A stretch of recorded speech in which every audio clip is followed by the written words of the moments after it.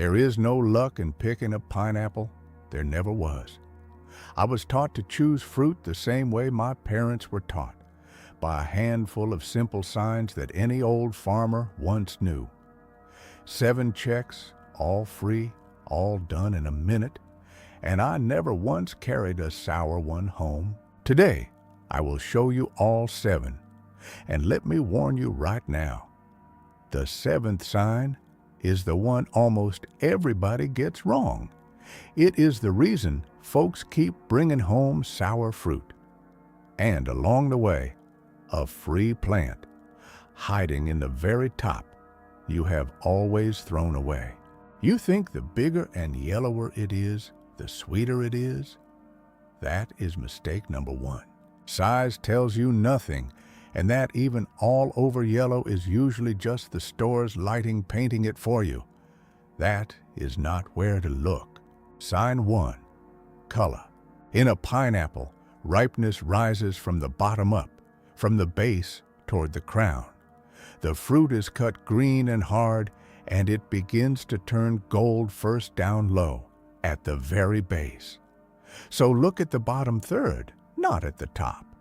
A warm golden amber color at the base, like honey held up to the light, is sugar that has already come in. All green even, with not a single warm patch down low. It was cut too early, and it will not get any sweeter sitting on your windowsill. And dark, soft, almost brown sides with leaking spots. The other way, it is overripe and has begun to ferment inside. What you want is the middle ground, warm amber below, even green toward the crown. I remember my mother never picked up a pineapple without first turning it bottom up toward her. The other women at the market would chuckle, "What are you turning it over for?" And she would answer, "I am not paying for the top, I am looking at the bottom." And not once in her life did she bring home a green, sour one. To this day, that turn of the fruit, bottom up, happens in my hands before I even think to do it. Sign 2, the eyes. Now look close at the skin itself. Those 6-sided scales are called the eyes. And every eye was once its own little flower that the bees pollinated. A pineapple is really dozens of berries fused into one fruit, and the skin keeps a record of how well the bees did their work. Large, full, even eyes. The flowers were well pollinated, and the sugar settled evenly through the fruit. Small, flat, crooked, uneven eyes. The pollination was poor, and then one side will come out sweet and the other bland and stringy. My father put it this way: a good fruit is a letter from the bees. You only have to know how to read it. Large, even eyes mean the bees came back to that flower again and again. Small and crooked means they worked it in a hurry. He could walk the whole length of a stand, and without smelling it, without squeezing it, tell you by the skin alone which fruit was sweet and which was hollow. As a boy, I did not believe him, and then I learned to read that letter myself. When was the last time you smelled a pineapple before you bought it? Exactly. Almost nobody does, and the nose knows what the eye will never tell you. Sign 3, smell. Turn the fruit over and press your nose right to the base, where it grew on the stem, where the flower was. The skin is thinnest there, and a ripe pineapple smells right through it. Sweet, tropical, like honey and flowers. That smell cannot be faked. If the base smells of nothing at all, it is underripe, cut too soon. If it hits you with a sharp, sour, winey, fermented smell, the other way, it is overripe. The flesh inside has already gone. What you want is a clean, sweet, honeyed smell. And a simple rule: the stronger it smells, the sweeter the fruit. My wife's grandmother, in her old age, chose her fruit by nose alone. Her eyes were failing, but her nose never did. She would lean down to the very base, breathe in slow and say one word, "We'll take it or put it back." At the market they knew her and let her cut the line. A woman who smells the bottom of a pineapple knows what she is doing. Lighting and a pretty sticker cannot fool the nose. That is what she taught me.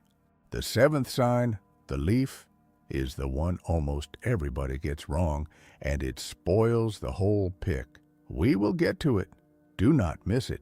And here is what the stores would rather you did not know. Unlike a banana or a pear, a pineapple does not get any sweeter after it is cut. Not ever. It has no starch stored up to ripen into sugar on the shelf. Softer, yes. More sour, yes. But sweeter, not by a drop. So all the sugar it has is already in there, right in the store. However it smells on the shelf is how it will taste on your table. No windowsill's going to save it. Sign 4, shape. A plump, round, barrel-shaped fruit is what you want. More flesh in it, a thinner woody core, and the shape itself gives away good pollination. The bees worked it evenly on every side. A long, narrow tube of a fruit is the opposite. More tough middle and less to eat for the same money. And a crooked one, with a flat side or a pinch in it, is the mark of uneven pollination. One side will come out drier and blander. Take the even round barrel. The sugar settled more honestly in it, and there is more to eat. We had a neighbor who hauled fruit on a cart his whole life. He liked to say, "A long, narrow fruit is the seller's greed. A fat barrel is the field's generosity." And he taught us youngsters, take the one that is round and even like a good barrel, more flesh in it, and it was honestly pollinated.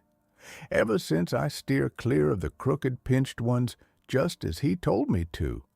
Almost everybody looks and smells, but they never really take the fruit in their hands. And the hand knows what the eye does not see. Sign 5, the give. Cup the pineapple and press your thumb into the side. No force, just press. A ripe one gives a little, springs back softly, like the neck of a ripe pear under your thumb. Inside it is full of juice, and that slight give is its readiness. Hard as a stone with no give at all, not ripe yet, the flesh is woody, presses in like mush and holds the dent, overripe, fermenting inside. What you want is that very middle, firm, but with a slight living give. My mother would take the fruit in her palms and press gently with her thumb, the way you test the neck of a pear. "Leave a stone, she would say, and mush a mush. Take the one that answers your hand. That slight living give under the thumb you cannot put into words. You have to feel it once, and once you feel it, your hand will know it for the rest of your life. And while you have the pineapple in your hands, do not cut that top into the trash. It is a free plant. Twist off the crown, strip the lower leaves, let it dry a couple of days, and stand it in a jar of water. In a couple of weeks, the roots come. A pineapple is not even a tree. It is a bromeliad, kin to those very houseplants that grow in a spreading circle of leaves, which is why it roots so easily. And so the plant does not sit idle for years. There is an old trick. Once you have rooted it and moved it into a pot, cover it for a couple of weeks with a bag, together with a cut apple. The apple gives off ethylene gas, and that gas makes the pineapple send up a flower stalk. Without the trick, it can hold off on flowering for 3 or 4 years. This way, you hurry it along yourself. And do not think you need a garden or a warm state for this. A pineapple is happy with a pot on the windowsill or the balcony. All it needs is sun and the warmth of the room, and it spends the winter indoors with you in any zone. One plant gives one fruit in about 1.5 years to 2 years. Slow, but out of what you used to throw away, and completely free. Sign 6, wait. Take 2 pineapples of the same size and weigh them one after the other in your hands. A ripe one, full of juice, is noticeably heavier than it looks. The flesh is dense, full of moisture and sugar. The one that is suspiciously light, almost hollow for its size, has lost its water. Either it was cut too early or it sat too long and dried out. Inside, it will be dry and stringy. Of 2 the same, always take the heavier. It is almost always sweeter. My wife taught me this years ago, and it has never once let me down. You take 2 fruits that look the same, and the one that is unexpectedly heavier always turns out sweeter. A light pineapple is an empty pineapple, she would say. Lightness is lost water, lost juice, lost sugar. And the weight in your hand is a promise the fruit almost always keeps. And one more thing, do not throw out the core and the skin. Pour water over them with a spoonful of sugar, let it stand a couple of days in the warm, and you have a homemade pineapple drink the old housewives made so that nothing went to waste. The fruit to the table, the top to the jar, the rest to the pitcher. From one pineapple, a dessert, a drink, and a new plant. So here is what we have so far. A warm golden amber across the bottom third. Large, even eyes. A sweet, honeyed smell at the base. An even, round barrel. A slight, pear-like give under the thumb. Heavier than it looks. Stop and think for a second why this is not taught anywhere anymore. It used to be passed hand to hand from grandmother to mother, from mother to daughter. Whoever stood at the stand did the showing. And then the chain broke, and now a whole country pokes at pineapples at random and just hopes. A family spends about $300 a year on pineapples and throws half of it out sour. The store has nothing to gain from a careful shopper. But we are about to fix that for good, and it all comes down to the 7th sign. The very one almost everybody gets wrong. Here it is, sign 7, the leaf. Take a leaf from the very center of the crown, not from the edge, from the middle, and pull it gently upward. On a ripe pineapple, the center leaves come out easily, almost on their own, because the fruit has ripened and lets them go a little. On an underripe one, that same leaf sits fast. And here is the mistake almost everyone makes. People yank the outer, long leaves, and with all their strength, and they learn nothing, because the outer ones always hold fast. Only the center leaf, only gently. That is why this 7th sign is the one everybody gets wrong. Which sign do you think matters most, the smell or the leaf? Old farmers argue about it to this day. Tell me in the comments and subscribe and leave a like.